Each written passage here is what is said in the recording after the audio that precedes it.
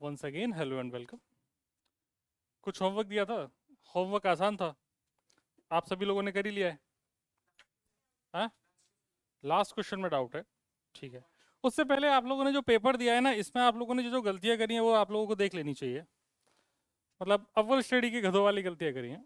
जैसे कि बताता हूँ क्या किया है। Sine square theta upon sine square 90 minus theta. Sine square से साइन स्क्वायर कट गया, ये बन गया थीटा अपॉन 90 माइनस थीटा। ये किया है तुम लोगों ने पेपर में। और बताता हूँ, मतलब ये तो एक समझ में आ गया ये वाला। और सुनो, sine 2 theta is equal to 2 into sine theta. Simple. Two अपने आप बाहर आ गया, मतलब फॉर्मूला ही नहीं पता है, इतना लिख के छोड़ दिया है। और भी सुनो मजेदार चीज है। जैसे ये साइन स्क्वायर थीटा है, इसको बच्चों ने लिखा है साइन थीटा का स्क्वायर। सबको लग रहा है कि सेम ही चीज लिखी हुई है। मैक्सिमम को यही नहीं पता है कि sine 90 minus theta cos theta होता है, जबकि रटाया था। क्या करेंगे अब आप लोग ये इतना महान काम करने के बाद? देखो, कभी भी ऐसे ऊपर नीचे काट नहीं सकते हैं। पूरा एक फंक्शन है। सबसे पहले साइन स्क्वायर थीटा का मतलब होता है साइन थीटा का टोटल होल स्क्वायर। अगर ऐसा लिखा है तो ऐसा लिखा जा सकता है, this is not equal to sine theta square. अंतर समझ गए? दूसरी बात यह कि जैसे कभी लिखा हुआ है साइन स्क्वायर 90 माइनस थीटा, इसका मतलब है साइन 90 माइनस थीटा इस पूरे का whole square. Sine 90 minus theta होता है कॉस थीटा, इसका होल स्क्वायर। मतलब ये लिखा है कॉस स्क्वायर थीटा। ठीक है। तो ये पाप नहीं करने हैं जो तुम लोगों ने इस बार किए हैं। वो एक और काम, महान काम किया। एक क्वेश्चन वो नहीं था जिसमें साइन 2 थीटा की वैल्यू आ रही थी 60 डिग्री। सॉरी, साइन 2 थीटा की वैल्यू थी √3/2। तो बच्चों ने क्या किया है कि इसको बोल दिया है कि 2 थीटा इज इक्वल टू √3/2, तो थीटा इज इक्वल टू √3/4। वे क्या किया है मुझे भी नहीं समझ में आया। ऐसा थोड़ी कर सकते हैं। क्या होना चाहिए? Sine 2 theta is equal to √3/2 है, मतलब साइन के अंदर कुछ एंगल है, उस एंगल की वैल्यू √3/2 है, साइन ऑफ दैट एंगल। तो तुम्हें पता है साइन 60 की वैल्यू ये होती है। साइन 60 की वैल्यू √3/2 होती है। इसका मतलब 2 थीटा की वैल्यू 60 डिग्री होनी चाहिए। इसका मतलब थीटा की वैल्यू 30 डिग्री होनी चाहिए। ऐसे सोचना है ना? गलत चीजें मत सोचो।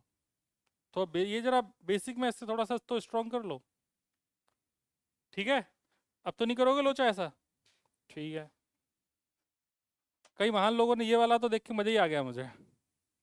साइन स्क्वायर से साइन स्क्वायर काट दो, सीधा theta upon 90 minus theta. Alpha था ये, अल्फा अपॉन 90 माइनस अल्फा। है ना? गधे। गलती नहीं करनी अब। चलिए, अब वो क्वेश्चंस क्या हैं जरा हमें दिखाए जाएं। क्वेश्चंस एनसीईआरटी पढ़ी है आपके पास? रुको मैं निकालता हूँ। तो आप लोगों को ये क्वेश्चंस दिए गए थे। पहला क्वेश्चन है कि give the magnitude and direction of the net force acting on a drop of rain falling down with constant speed. क्या कहना है आपका इसके बारे में? पहला वाला, एक्सेलरेशन जीरो है क्योंकि इसकी वेलोसिटी जीरो है। अगर एक्सेलरेशन जीरो है तो इस पर लगने वाला नेट फोर्स भी कितना हो जाएगा? जीरो। ये बता, ये सब सिंपल सी बात है। F is equal to M a होता है। दूसरा है a cork of mass 10 gram floating on water. क्या कहना चाहते हैं? फ्लोट कर रहा है, मतलब उसके पास कहीं एक्सेलरेशन नहीं है। एक्सेलरेशन नहीं है तो नेट फोर्स कितना है? जीरो। नीचे एम जी को ऊपर लगने वाला बॉयंसी फोर्स बैलेंस कर रहा होगा। तो यहाँ पर भी इसके पास कोई एक्सेलरेशन नहीं है, तो इस पर भी लगने वाला नेट फोर्स कितना है? Zero. A kite skilfully held stationary in the sky. Zero. Velocity zero है और हमेशा जीरो है, तो इसका मतलब उसका एक्सेलरेशन जीरो है। एक्सेलरेशन जीरो है तो इस पर भी फोर्स कितना हो जाएगा? Zero. A car moving with constant velocity of 30 kilometre per hour on a rough road. Acceleration again zero है, एक्सेलरेशन जीरो है तो इसका मतलब इसकी जो फोर्स है वो भी कितना हो जाएगा, zero. A high speed electron in space far from the all material objects and free from electric and magnetic field. अगर उसके पास हाई स्पीड इलेक्ट्रॉन है स्पेस में, सारी दुनिया के किसी भी ऑब्जेक्ट उसके पास नहीं है, मतलब उस पर कोई ग्रेविटेशन फोर्स नहीं है, मैग्नेटिक और इलेक्ट्रिक फोर्स पहले से नहीं है, तो इसका मतलब उसमें भी नेट फोर्स कितना हो जाएगा, जीरो। तो क्या हर एक का आंसर जीरो ही है ना? आप लोगों ने चेक कर लिया होगा, ठीक है। तो हर एक का आंसर जीरो है। ये लास्ट वाला समझ में आया? ठीक है, आगे देखते हैं। बुरा मान गया क्या?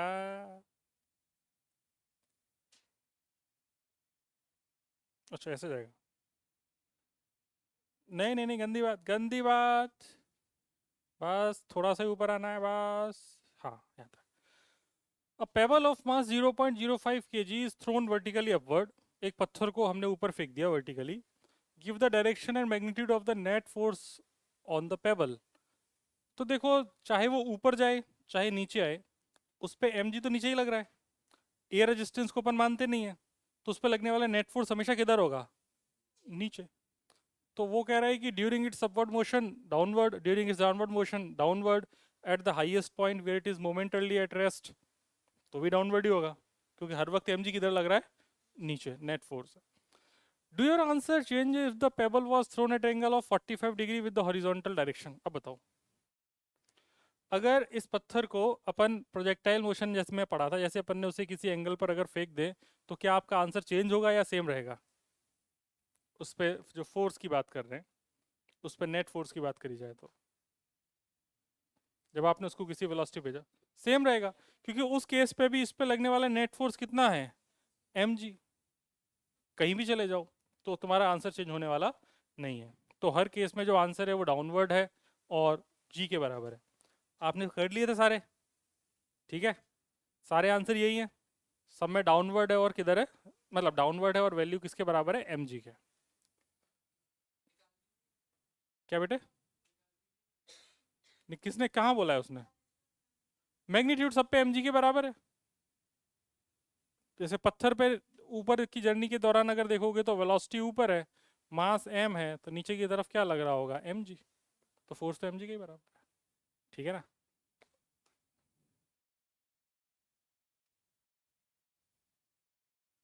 इससे पतला नहीं होगा क्या?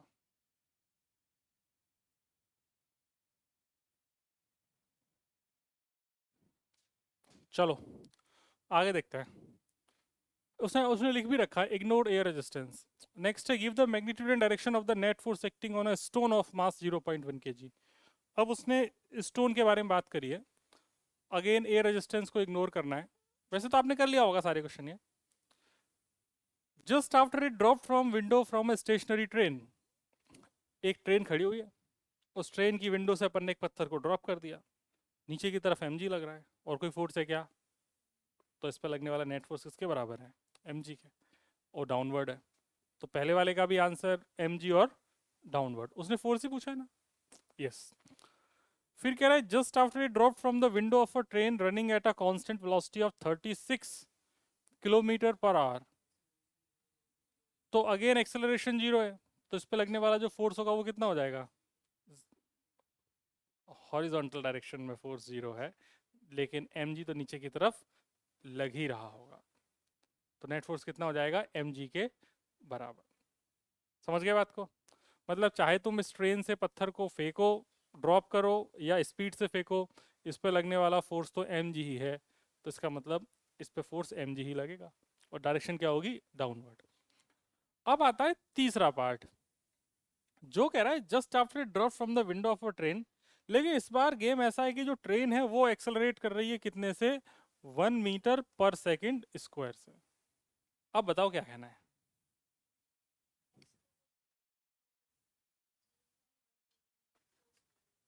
0.1 न्यूटन फोर्स है किस पे, किस पे?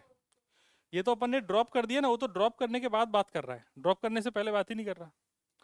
जस्ट आफ्टर ड्रॉप, तो जैसे ही ड्रॉप कर दिया तो ट्रेन की वेलोसिटी मिलती है, एक्सेलरेशन थोड़ी मिलेगा पत्थर को, हाँ है ना? जिस वक्त जिस फ्रेम से जिस ऑब्जेक्ट को छोड़ा जाता है उस वक्त उस फ्रेम की वेलोसिटी उस ऑब्जेक्ट को मिल जाती है, एक्सेलरेशन नहीं मिलता है। तो अगर वेलोसिटी मिलेगी तो उससे एक्सेलरेशन पे कोई फर्क पड़ेगा क्या? नहीं। तो ट्रेन एक्सेलरेट करती रहेगी, करने दो। लेकिन इस पत्थर को जैसे तुमने इस ट्रेन से छोड़ दिया तो इस पे अब लगने वाला फोर्स किसके बराबर है? mg के। और डायरेक्शन क्या है? डाउनवर्ड। तुम मेरी बात समझे? ठीक है। तुम लोगों का आंसर क्या है? हाँ, -mg। ठीक है। तुम लोगों ने भी यही सोचा? नहीं सोचा? क्या सोचा? तो पीछे आंसर नहीं चेक किया तुमने? क्यों? तुमने किया? तो आंसर भी तो होते हैं ना एनसीईआरटी, वो भी चेक कर लेने चाहिए। इसके पास है एनसीईआरटी।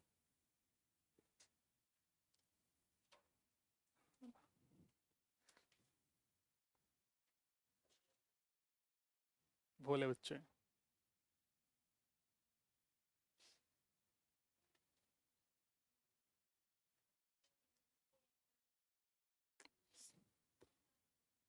समझ गए?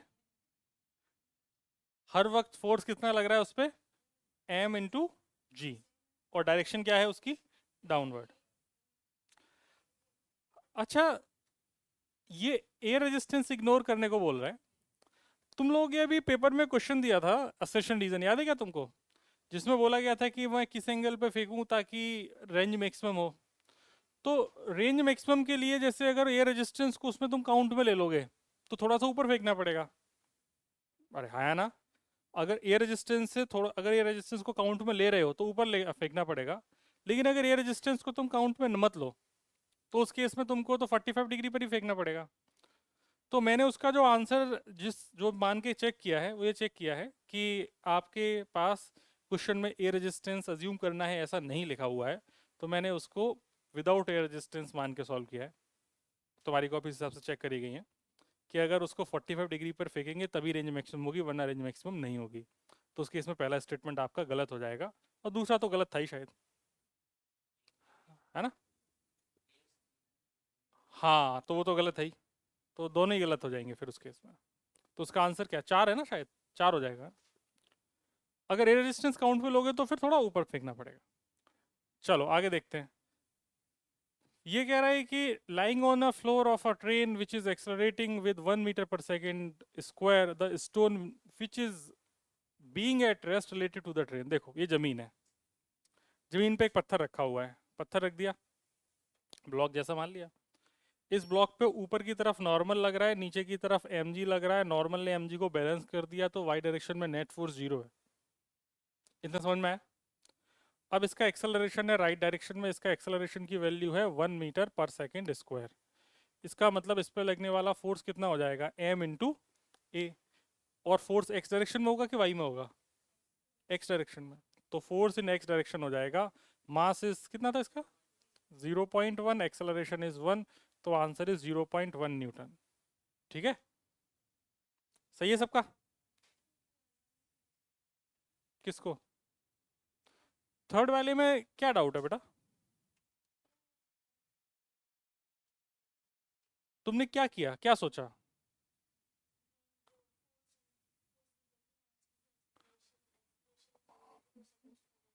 हम्म।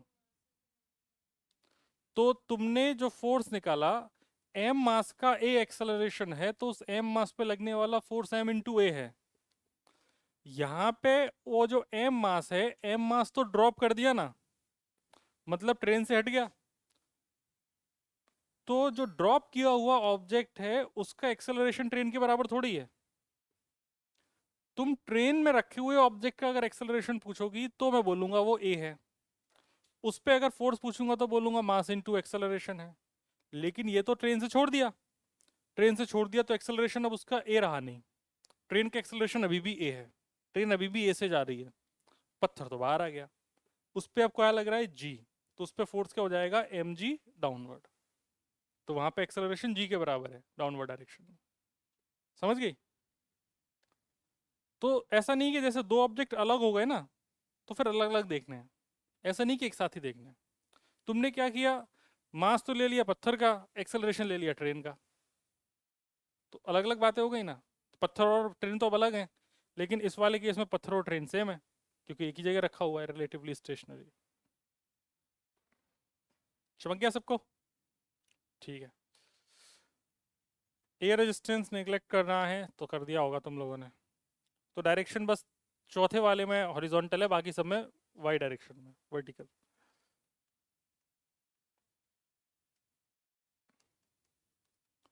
चलो भाई, इसमें ये वाला एक प्यारा क्वेश्चन है, सर्कुलर मोशन का है क्या?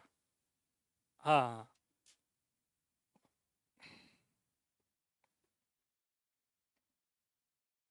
ये कह रहा है ये, one end of a string of length L is connected to a particle of mass m, the other to a small peg on a smooth horizontal table।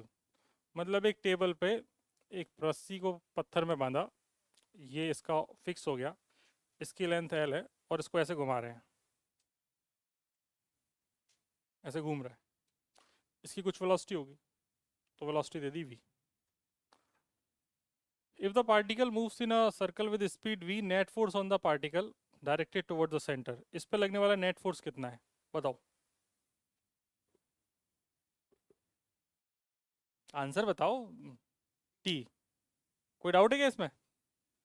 तुम हमेशा क्या लिखते थे? तुम लिखते थे नेट सेंट्रीपिटल फोर्स बराबर m v square by r, ये लिखते थे ना। तो नेट इनवर्ड फोर्स क्या है? Centripetal force. यहाँ पे सेंट्रीपिटल फोर्स का काम कौन करेगा? टेंशन। ठीक है, तो नेट इनवर्ड फोर्स किसके बराबर है? टेंशन के। तो इसका पहला ऑप्शन सही हो जाएगा। ओके। फिर क्वेश्चन नंबर 4.5 क्या कह रहा है? देखिए एकदम आसान क्वेश्चन है, कोई ऐसा भारी क्वेश्चन नहीं है एक भी। A constant retarding force of, कितने लोग होमवर्क करके नहीं आए थे? आ तो ना। क्यों भाई? आ? कहाँ गया था? नानी घर कहाँ है तेरी? पश्चिम बिहार। पश्चिम बिहार ऐसा बोल रहा है, पंजाब से आगे निकल गए अपन, यही है पश्चिम बिहार।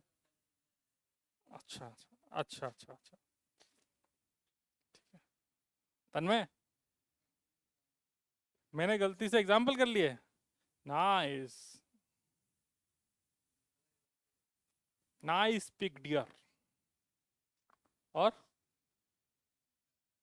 हाँ, पिछली क्लास तो ग्रुप में होमवर्क डाला था ना इसीलिए।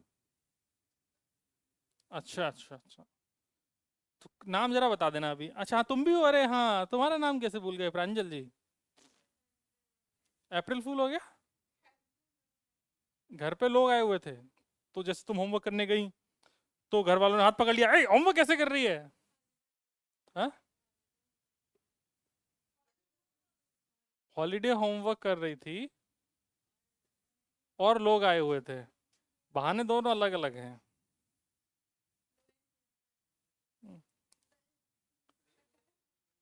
चल झूठी।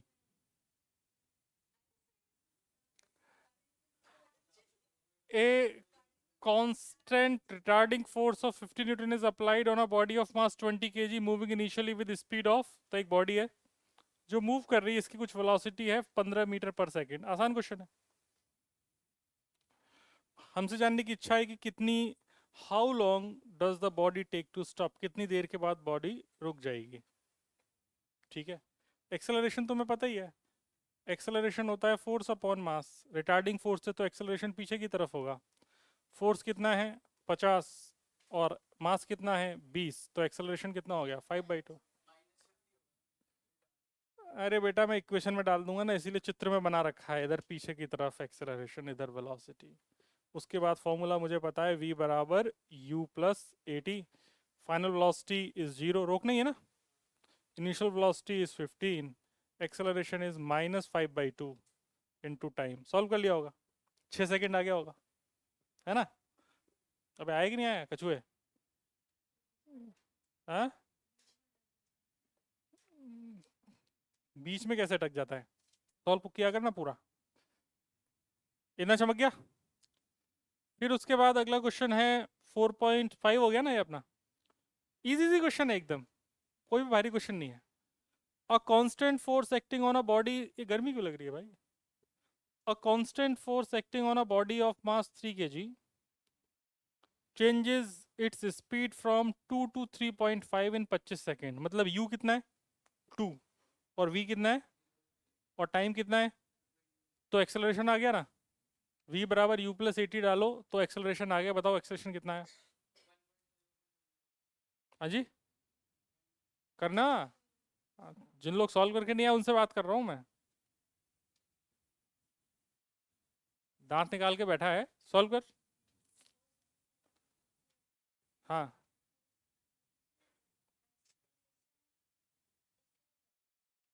हाँ हाँ, सही निकाला है।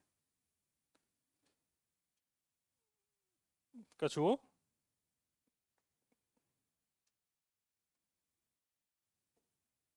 अच्छा इससे भी तो लिख सकते हैं।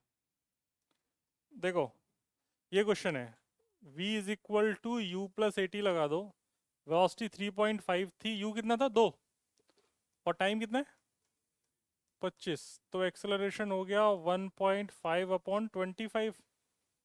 तो इसका मतलब ये हो गया 5 या 15 50 25 3/50। तो यहाँ से हम फोर्स निकाल लेंगे, फोर्स होता है मास इनटू एक्सेलरेशन, मास कितना दिया था 3 और एक्सेलरेशन है 3/50, तो आंसर हो गया 9/50 या फिर 0.18 न्यूटन। ठीक है, ये सॉल्व करना आता है? कैसे सॉल्व किया? ऊपर नीचे 2 से मल्टीप्लाई कर दिया। नहीं समझे? अरे भाई कछुओं, 9/50 है, इसमें 2 से ऊपर नीचे मल्टीप्लाई कर दो तो ऊपर 18 हो गया, नीचे 100 हो गया, उसके बाद ये सीधा कितना हो गया, 2 डेसिमल आगे कर दो, बस खत्म। डिवाइड थोड़ी करना है, प्ले स्मार्ट। ठीक है, चलो। मैं तो सोच रहा तुम्हें आता होगा ये सब ट्रिक्स। कैलकुलेशन खटाखट ऐसी कर दी जाती है जो हो सकती है, वरना कैलकुलेटर है ही। A body of mass 5 kg is acting upon by 2 पर, ये तो क्लास का क्वेश्चन है, ये क्लास का क्वेश्चन है। अपन ने इसको 3 और 4 लेके किया था, इसने 5 किया है। क्लास के नोट्स नहीं पढ़ रही क्या? घर जाके सो जाती है? तो घर पे जाके 15 मिनट बैठ के नोट्स नहीं खोले जा सकते? 4.7, दो परपेंडिकुलर फोर्सेस लग रहे हैं, 8 और 6 न्यूटन। तो क्लास में कराने का फायदा ही क्या है, अगर मान लो तुम्हें ये नहीं याद आ रहा है कि हमने क्लास में कर रखा है। 5 kg का फोर्स है और इस पर एक्सेलरेशन मैग्नीट्यूड सब डायरेक्शन पूछ रखी है। ऐसा मत करो भाई। 7 नंबर क्वेश्चन है, एक बॉडी है 5 kg की है ना, जिसपे दो फोर्स लग रहे हैं, एक है 6 न्यूटन और दूसरा है 8 न्यूटन। तो तुम्हें पता है कि जो इसका नेट फोर्स होगा वो under root of 6 square plus 8 square हो जाएगा, क्योंकि दो परपेंडिकुलर वेक्टर का summation resultant under root A² plus B² होता है। So it will become under root 100, मतलब 10 न्यूटन हो गया। तो force is equal to mass into acceleration, it is 10, mass कितना है 5, तो एक्सेलरेशन कितना हो गया 2 मीटर पर सेकेंड स्क्वायर। खत्म।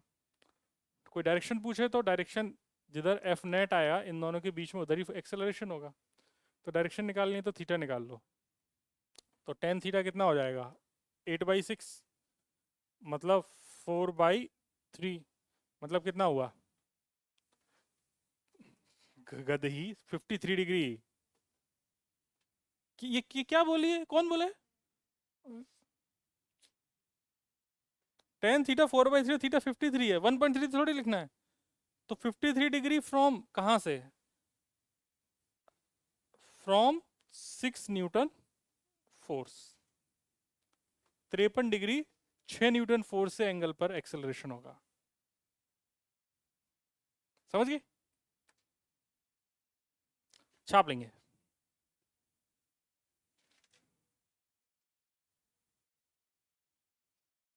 ये वाला तुम लोगों से हुआ नहीं क्या? ये वाला हो गया था 7 नंबर, हाँ वही तो आसान है।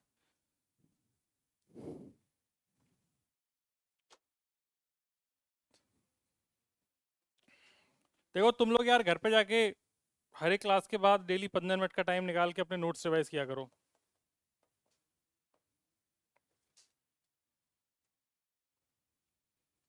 ये नहीं करोगे ना, कोई फायदा नहीं पढ़ने का। कुछ दिन बाद सब भूल जाओगे, तुम्हारी सब टेम्परेरी मेमोरी में रह के ख़त्म हो जाएगा। क्लास में तुम्हें एक इल्यूजन होगा, समझ में आ रहा है, लेकिन कभी वो तुम्हारे दिमाग में परमानेंट मेमोरी में जाएगा ही नहीं। मतलब बेटा पढ़ाई ऐसे करनी है कि ये सोच के कि हमें अपने बच्चों को पढ़ाना है ना। मतलब 15-20 साल के बाद भी हमें याद रहनी चाहिए चीज़ें। ऐसा पढ़ने का कोई फ़ायदा नहीं कि क्लास के बाद आते भूल गए। ठीक है, अभी टाइम है, अभी नहीं हो रहे बच्चे भाई। हाँ अभी टाइम है, सीरियस हो गया। हाँ, पहले बेटा शादी होगी फिर बच्चे बच्चे होंगे, लोड नहीं ले। और जिस हिसाब से केस आ रहे हैं उस हिसाब से मन भी नहीं कर रहा होगा करने का। हाँ, पता चले किसी दिन ड्रम में पैक होके पड़े हैं, या पहाड़ से मैं यहाँ पे क्यों आया। चलिए, हम क्या पढ़ाई कर चुके हैं दिखाया जाए। हमने एटवुड मशीन पुली के बारे में बात कर ली, हमने 4 इक्वेशन बना के भी सीख लिया, और हमने इसका डायरेक्ट एक्सप्रेशन निकालना भी सीख लिया होगा। सीखा कि नहीं सीखा? ठीक है, चलो भाई, और क्वेश्चंस का दौर आगे बढ़ाया जाए। क्या कह रहे हैं?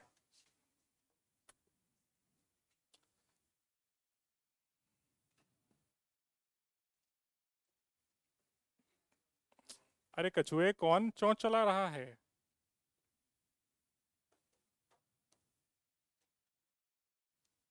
Find acceleration of system.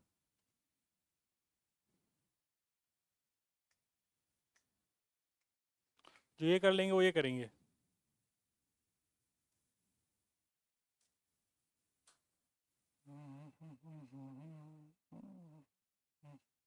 या इसको ऐसे भी कर सकते हैं।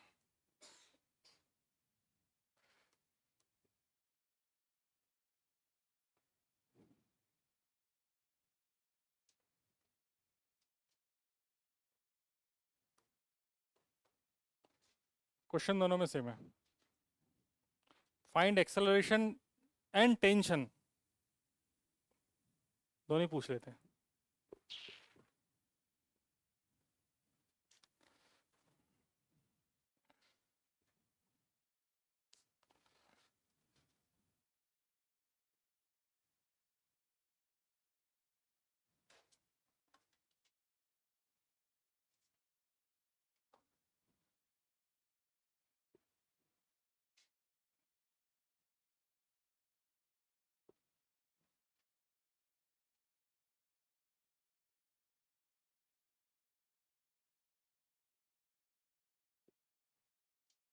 आप लोगों ने लिफ्ट पढ़ रखी है? स्प्रिंग जानते हैं आप?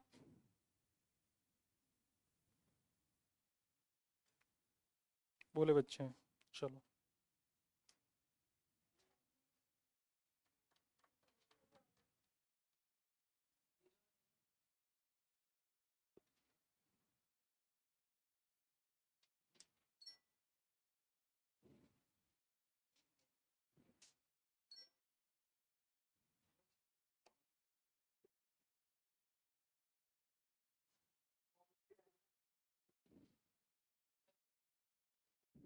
क्या है?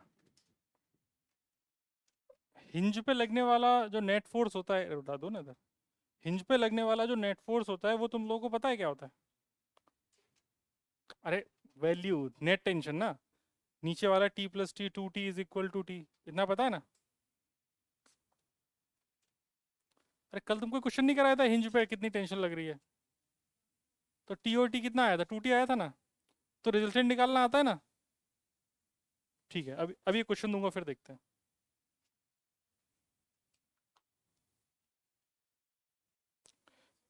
इसमें कितने चैप्टर हैं पहले वाले में? ओह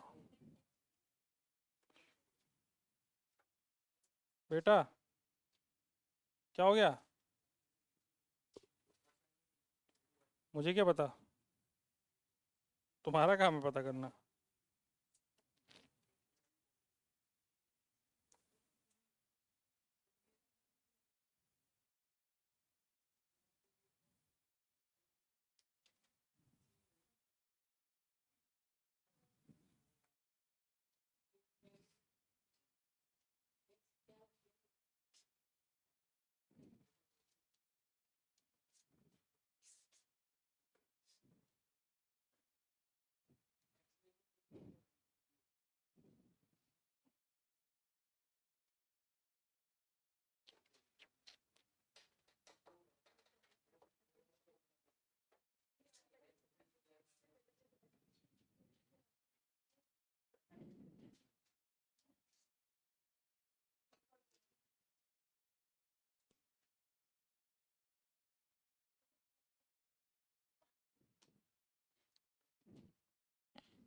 हो गया होगा। डन। चलिए, सबसे पहला काम बनाते हैं। इस पे नीचे की तरफ एम जी लग रहा होगा, इधर जो लग रहा होगा उसे अपन एम जी साइन थीटा कहते हैं। बताने की जरूरत नहीं, कंपोनेंट करना सिखाई दिए। इधर टेंशन टी लग रहा होगा, सेम रस्सी, इधर भी टेंशन टी लग रहा होगा। एम जी साइन थीटा की वैल्यू 1 से छोटी होती है, तो ये पूरी क्वांटिटी एम जी से छोटी होगी। इसका मतलब ये इधर जाएगा और ये ऊपर जाएगा। किसी ने ऐसा तो नहीं है दोनों ऐसे चले जाएंगे? रस्सी बढ़ थोड़ी रही है, रस्सी तो इनएक्सटेंसिबल है। हमेशा ध्यान रखना, जो रस्सी होगी तुम्हारी वो इनएक्सटेंसिबल होगी, वो खींच नहीं सकती है, उसकी लेंथ कांस्टेंट है। लिखते हैं भाई। सबसे पहले इस वाले पे एक क्वेश्चन लिखी जाए। क्या एक क्वेश्चन लिखेंगे? जल्दी बोलो। हाँ, T minus M G sine theta is equal to M a. इस वाले पे लिख के बताओ। हाँ हाँ, m ji minus T is equal to M a. तुम ही लोग करोगे पूरा क्वेश्चन सॉल्व, ठीक है? दोनों को ऐड कर देंगे, तो ऐड करने से टी टी कट गया, तो ये एम जी में से एम जी साइन थीटा कट गया, तो बच गया M G minus M G sine theta is equal to 2 ma। चमक गया? तो m कॉमन निकाल के काट दिया, तो एक्सेलरेशन की वैल्यू आ गई g/2 1 माइनस साइन थीटा। सही है सबका? नहीं सही है? क्यों? इसमें क्या गड़बड़ होगी? ये तो आसान था। क्या कैलकुलेशन सही नहीं हुई? क्या मिस्टेक करी है? हाँ, इक्वेशन गलत बना दी। ठीक है जी, एक्सेलरेशन आ गया। टेंशन के लिए मैं डाल रहा हूँ इन इक्वेशन नंबर 2, क्योंकि 2 से कैलकुलेशन आसान लग रही है मुझे। तो टी इधर ले आएंगे तो उधर बचेगा m ji minus m a, that is m ji minus, या वैल्यू डाल देते हैं सीधा, एम जी minus m g/2 1 minus sine theta. तो अंदर सॉल्व कर लेंगे, तो एम जी कॉमन ले लिया, तो अंदर बचा 1 minus 1/2 plus sine theta by 2। तो ये हो जाएगा 1 माइनस 1/2 प्लस 1/2, तो M G into 1/2 plus sine theta by 2। तो टेंशन की वैल्यू हो जाएगी M g/2 1 plus sine theta. Calculation में कोई डाउट है क्या?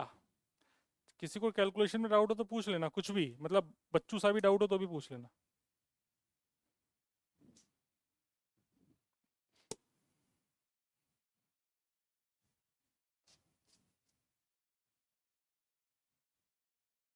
Hello hello.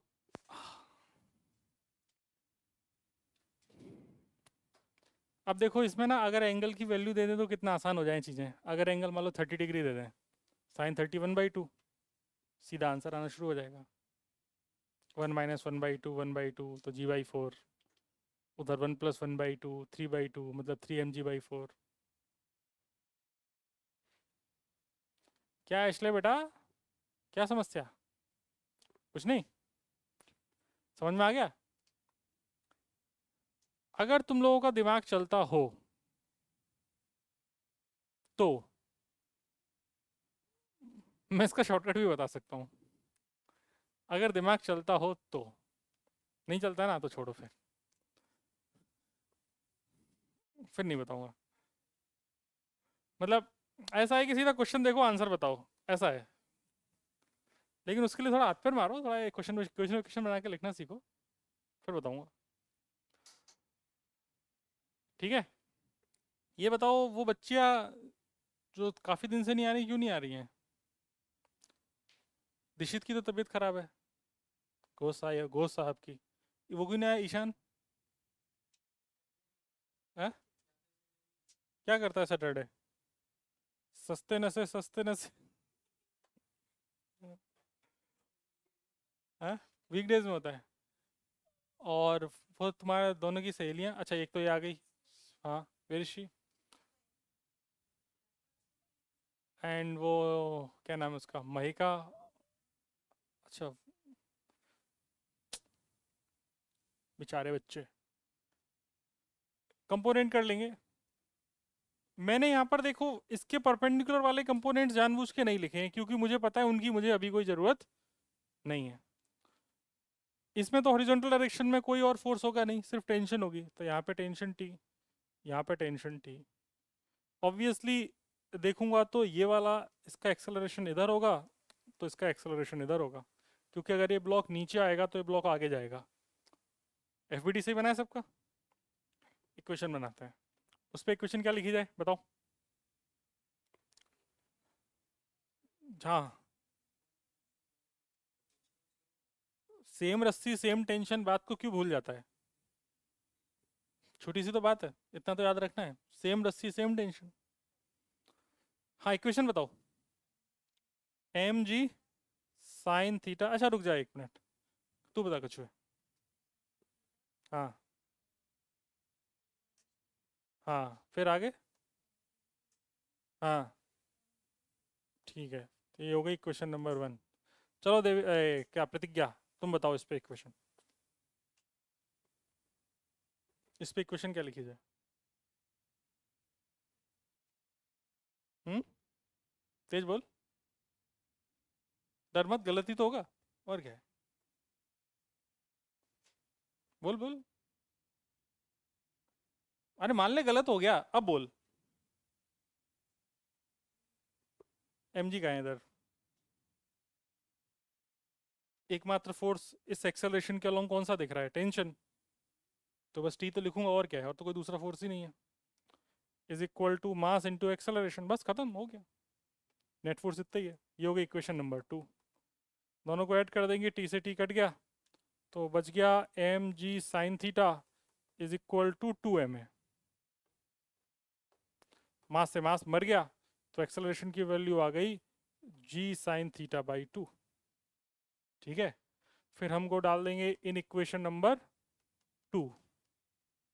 इक्वेशन नंबर 2 में डालने पे टेंशन हो जाएगा m into G sine theta by 2, तो टेंशन भी आ गई। कितने लोगों का सही है? वाह सरदार जी, शाबाश।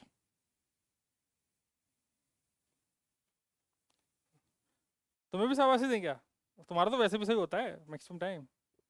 भाई उसने तो चमत्कार किया है, दैट्स माय बॉय।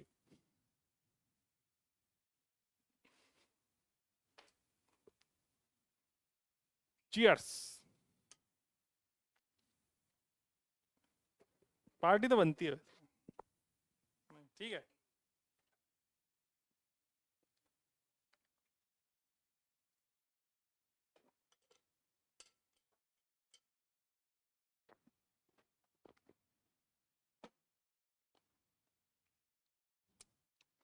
हो गया, आगे बढ़ते हैं। छाप लिया होगा, आगे देखते हैं।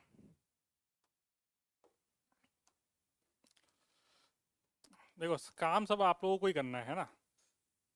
अब जैसे क्वेश्चंस में ज़्यादा से ज़्यादा इन सब की वैल्यू दे देगा, और क्या करेगा बस।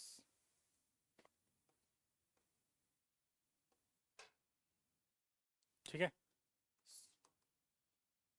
क्वेश्चन सेम है, find acceleration and tension of system,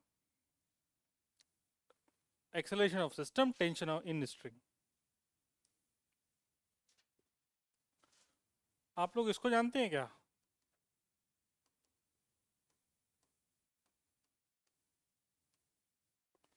weighing balance और वजन नापने की मशीन, सिंपल वेइंग बैलेंस, बस इतना ही है। तो वेइंग बैलेंस क्या क्या मेजर करता है? हाँ जी, हाँ वही जानना है, वेइंग बैलेंस क्या मेजर करता है? वेट मेजर करता है, सही बात है। ठीक, चलो, वेइंग बैलेंस पे तू खड़ा हो गया, अरे इधर तो देख ले गधे। वेइंग बैलेंस पे तू खड़ा हो गया, तेरा वेट आया 50 किलो, पीछे से जाके मैंने ऐसे पैर रख दिया, तो वेट सेम रहेगा तेरा? तो फिर क्या वेइंग बैलेंस वेट मेजर कर रहा है? अगर वेट मेजर कर रहा होता तो फिर तेरी रीडिंग हर वक्त सेम आती है ना। क्या मेजर कर रहा है फिर? मास। तो इसका मतलब मास तो फिर बढ़ गया ना अगर मैंने पैर रख दिया तो। हाँ है ना। भाई तू 50 किलो का था, पैर रख दिया मैंने, दबा दिया तो 60 किलो का हो गया, तो तेरा मास भी तो बढ़ गया ना।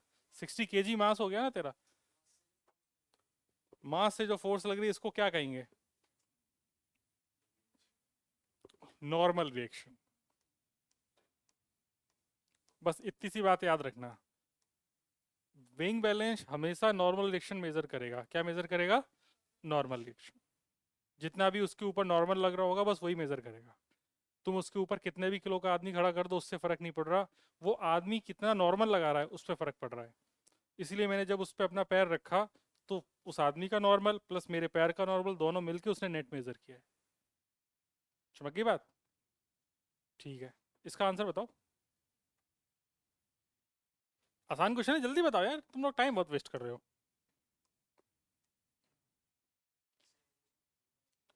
एक्सेलरेशन जी बाई, ये इधर आगे ए से जाएगा, ये इधर आगे ए से जाएगा। इक्वेशन तुमने लिख दी टी बराबर एम ए। चलो इसलिए इक्वेशन बताओ इस वाले पे।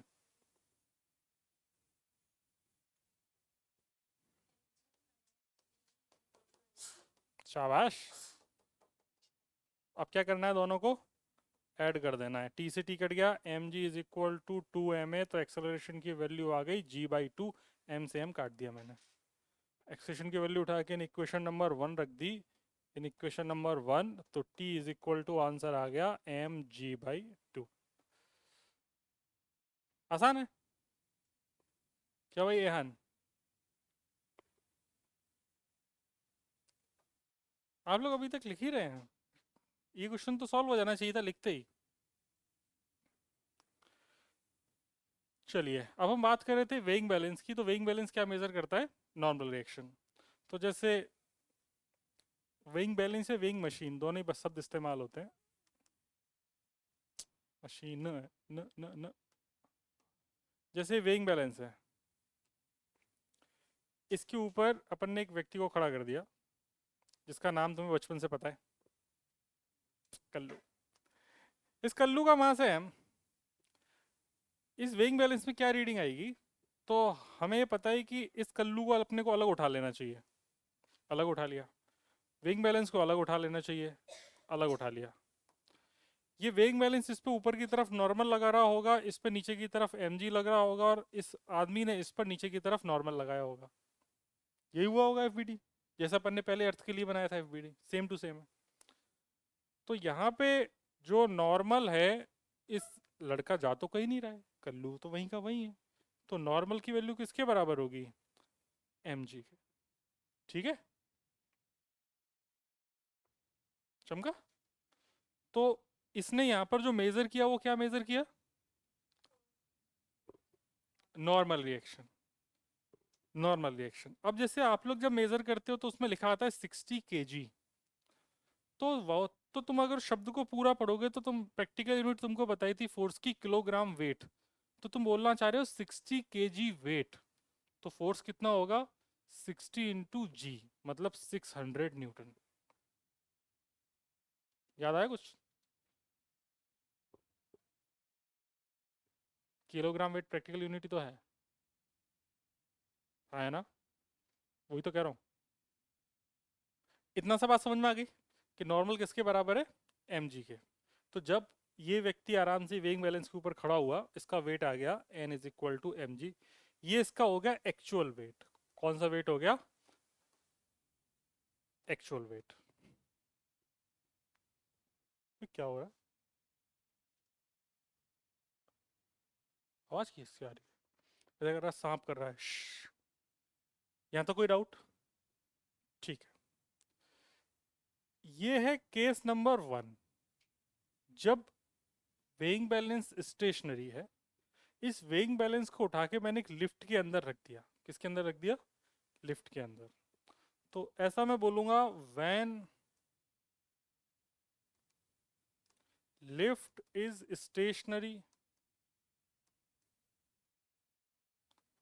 और दूसरे शब्दों में क्या बोल सकते हैं, स्टेशनरी है, या फिर अपन बोल देंगे और नॉन एक्सेलरेटिंग।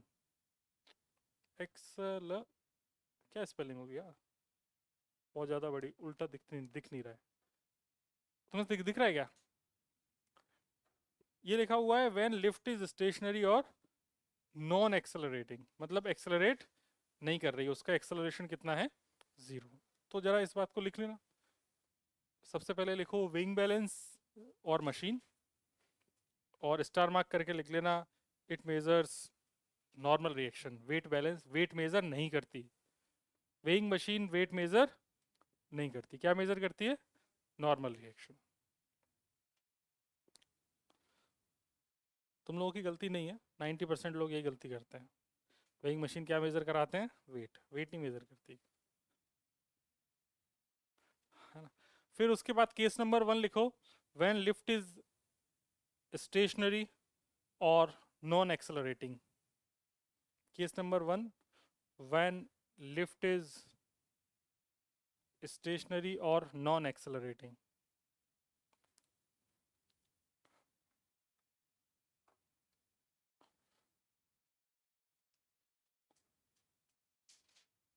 मतलब एक्सेलरेशन 0, ब्रैकेट में लिख लेना, इसका मतलब है एक्सेलरेशन कितना है, 0।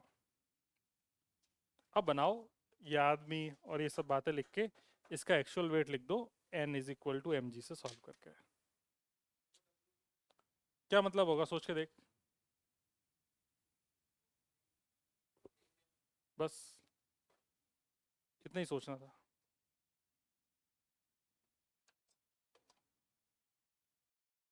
छाप लिया, अब आगे देखते हैं। केस नंबर 2,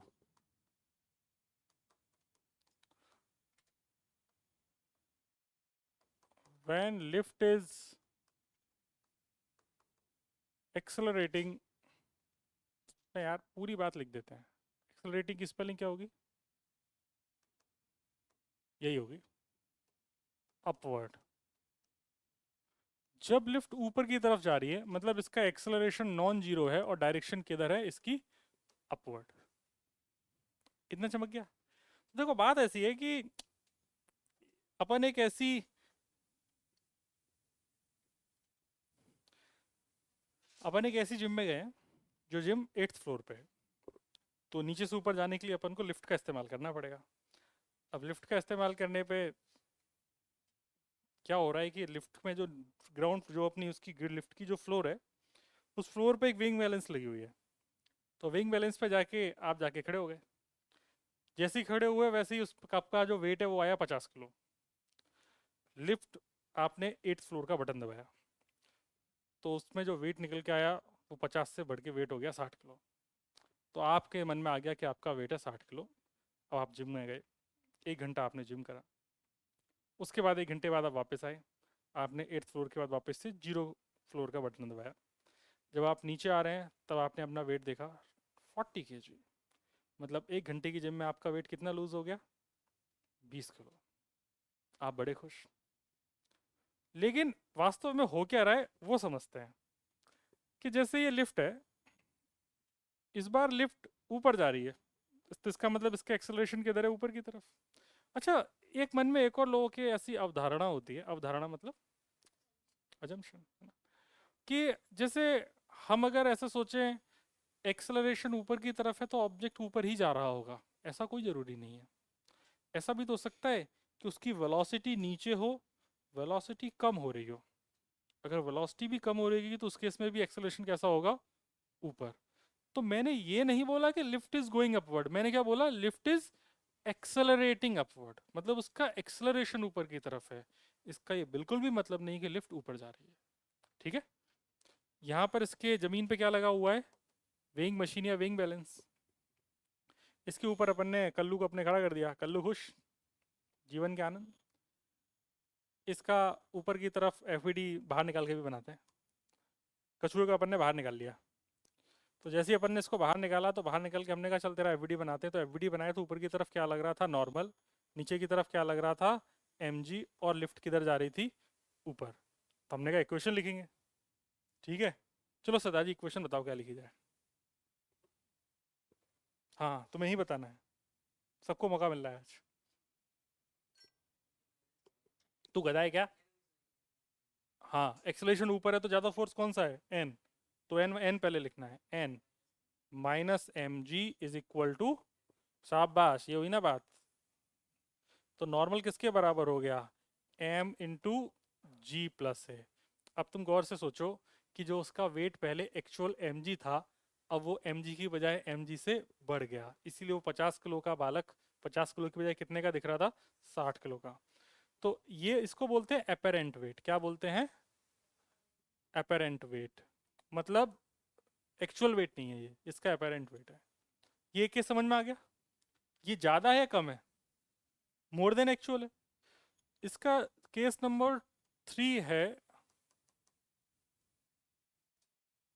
कोई बात नहीं, when lift is accelerating downward। मतलब अब क्या हुआ कि है तो वही लिफ्ट, भाई छोरे ने जिम विम कर ली, जिम करके आ गया वापस, एक्सेलरेशन नीचे की तरफ। अब वापस से इसने इसका एफवीडी बनाया, तो जब एफवीडी बनाएगा तो नॉर्मल अगेन ऊपर लगेगा, क्योंकि ये जमीन को नीचे धक्का दे रहा होगा, तो जमीन इसको किधर धक्का दे रही होगी, ऊपर की तरफ। तो नीचे की तरफ क्या लग रहा होगा, एम जी, और एक्सेलरेशन किधर है, नीचे। चल तर मैं इक्वेशन बता, एम जी नीचे ज़्यादा है, minus N is equal to M A. तो नॉर्मल की वैल्यू कितनी आ गई, एम जी माइनस ए। ये एम जी से ज़्यादा है, एम जी से कम है, इसीलिए जब वो नीचे लौट के आया तो उसका वेट कितना हो गया, 40 kg। तो इसको अपन बोलेंगे इट इज़ अपेरेंट वेट है, अपेरेंट वेट है, लेकिन ये एम जी से कम है। तो एक्सेलरेशन जब ऊपर की तरफ है लिफ्ट का, तब जो अपेरेंट वेट है वो एम जी प्लस ए है, और जब एक्सेलरेशन डाउनवर्ड है तब कितना है, एम जी माइनस ए। आप चाहें तो इसको याद भी रख सकते हैं, ऐसा कोई प्रॉब्लम नहीं है। एक्सेलरेटिंग अपवर्ड मतलब M G plus, accelerating downward मतलब एम जी माइनस ए। ठीक है, छापिए।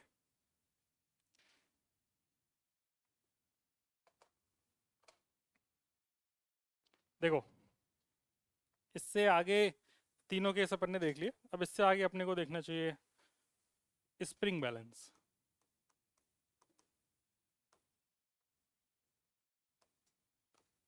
स्प्रिंग बैलेंस में मतलब स्प्रिंग होगी, नाम से ही दिख रहा है। आप लोगों के यहाँ जब कभी सिलेंडर वाला आता है सिलेंडर लेके, तो उसके पास एक ऐसा हुक होती है, उस पर आप बोलो कि उसको सिलेंडर को तौल के दे, तो उस हुक में वो लटकाता है, और उस लटकाने पे उस पर 10 kg 15 kg इस तरीके की मार्किंग हो रही होती है, तो उसमें वो मीटर वो दिख जाता है कि इतना है। आप लोगों ने देखा है क्या, बोले बच्चे हैं जिन्होंने नहीं देखा। ये इस तरीके का होता है, यहाँ पर ऊपर वो खुद पकड़ लेता है उसे, यहाँ पे रीडिंग लिखी होती है, और बीच में इस तरीके से यहाँ पे एक बार होता है, और यहाँ पे एक हुक होती है जिस पे अपन वेट हैंग करते हैं, कुछ भी जो भी मेज़र करना है उसे यहाँ पे हैंग कर लेते हैं, और ये ऊपर नीचे फिर इस रीडिंग में होता रहता है। ठीक है, 9th में भी पढ़ा था। चलो, चित्र का कोई काम नहीं है तुम्हारे, ठीक है। काम की चीज़ क्या है, स्प्रिंग बैलेंस का काम है, इट मेजर्स वेट, अगेन नहीं वेट मेजर नहीं करेगा, इट मेजर्स टेंशन, बस इतना ही सोचना है। स्प्रिंग बैलेंस क्या मेजर करता है, टेंशन। वेइंग बैलेंस क्या मेजर करता है, नॉर्मल रिएक्शन। तो सबसे पहले थोड़ा स्प्रिंग की बात कर लें। देखो स्प्रिंग की बात करने के लिए, स्प्रिंग आप लोगों ने देखी है, ढेर सारी पेन वेन में भी होती है, आपके वो क्लचर वगैरह में भी होगी। तुम में से एक भी क्लचर नहीं लगाए, बातें तो बड़ी बड़ी करती हो तुम लोग। छोरा तुम्हें पता है, वही क्लचर जो मम्मी का अपन तोड़ देते हैं, जुड़ा वाला, उसके बाद कुटाई लगती है, हाँ वही वाला।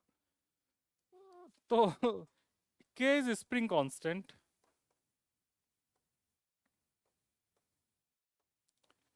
देखो स्प्रिंग कांस्टेंट का मतलब ये जितना ज़्यादा के होगा उतना ही ज़्यादा स्प्रिंग टाइट होगी, सिंपल। उसको खींचना उतना ही ज़्यादा टफ होगा, सिंपल ऐसा समझ लो।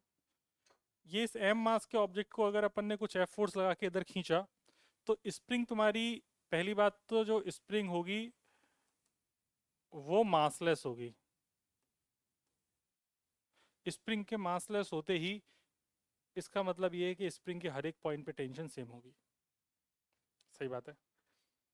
तो जैसे तुमने इस एफ फोर्स को राइट साइड लगाया तो स्प्रिंग की जो अभी एक्स नॉट है वो मैंने बोल दी नेचुरल लेंथ है, या एल नॉट बोल दो। मतलब स्प्रिंग अभी बिल्कुल भी खिंची नहीं है। नेचुरल लेंथ का मतलब है अनस्ट्रेस्ड स्प्रिंग। ठीक है, नेचुरल लेंथ का मतलब क्या है? Unstressed length.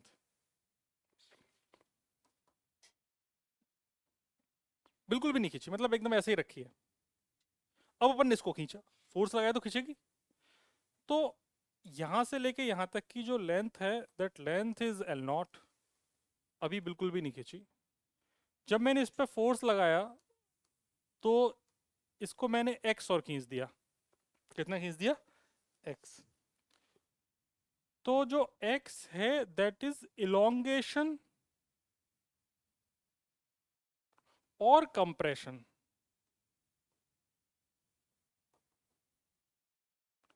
इन स्प्रिंग। मतलब अभी मैं तुम्हें इलोंगेशन के लिए सिखा रहा हूँ, कंप्रेशन के केस में भी सेम बात होगी। तो जैसे यहाँ पर मैं एल बोल दूँ तो this L is stressed length, R E T, stressed length. समझ गए? तो ये हो गई स्ट्रेस्ड लेंथ। एक्स को मैं ऐसा बोल सकता हूँ क्या? Stressed length minus natural length is equal to elongation या कंप्रेशन। सही बात है।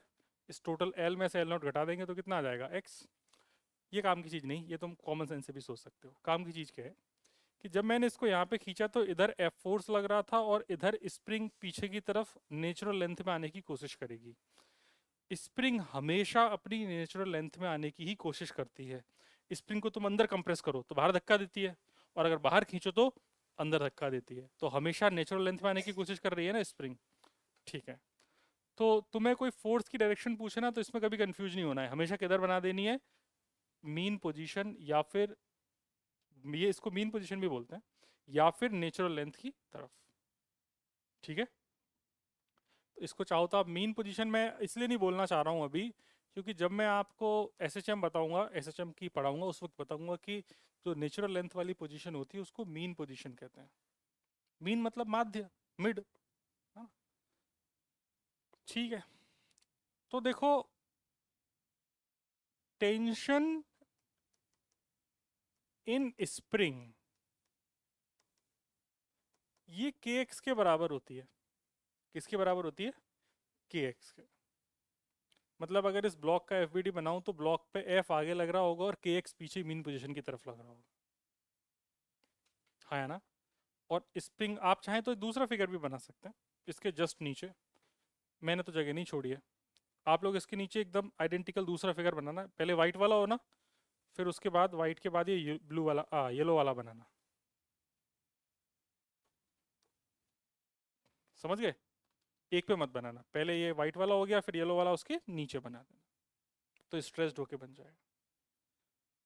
इतना चमक गया? तो मुद्दे की बात यह है कि इस ब्लॉक को यहाँ से अगर मैंने खींच दिया तो आगे एफ किसके बराबर हो गया होगा? पीछे लगने वाले के एक्स के। बस इतना सा ध्यान रखना है कि स्प्रिंग में टेंशन कितनी होती है? के एक्स, बस। इसके अलावा कुछ नहीं ध्यान रखना। समझ गए? ओके, छाप लेंगे। मीन पोजीशन की तरफ के की यूनिट क्या होती है? यूनिट ऑफ स्प्रिंग कांस्टेंट क्या हो सकती है? न्यूटन पर मीटर। एक्स मीटर में होगा और फोर्स न्यूटन में होगा, तो न्यूटन पर मीटर।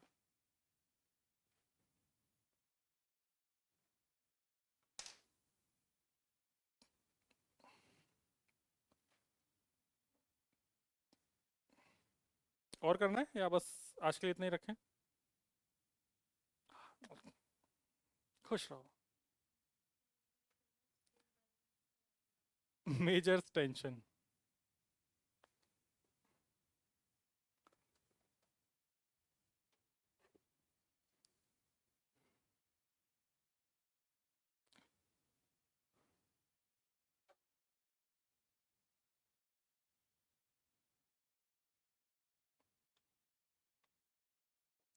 ठीक है, फिर आज के लिए इतना रखते हैं। होमवर्क में अभी आपको देख के बता देता हूँ क्या क्या होता है। ठीक है। ओके। ये अभी तो टाइम है यार, वैसे 7 मिनट है क्या? लिखने में टाइम जाएगा। चलो ठीक है, फिर आज के लिए इतना ही। Thank you very much.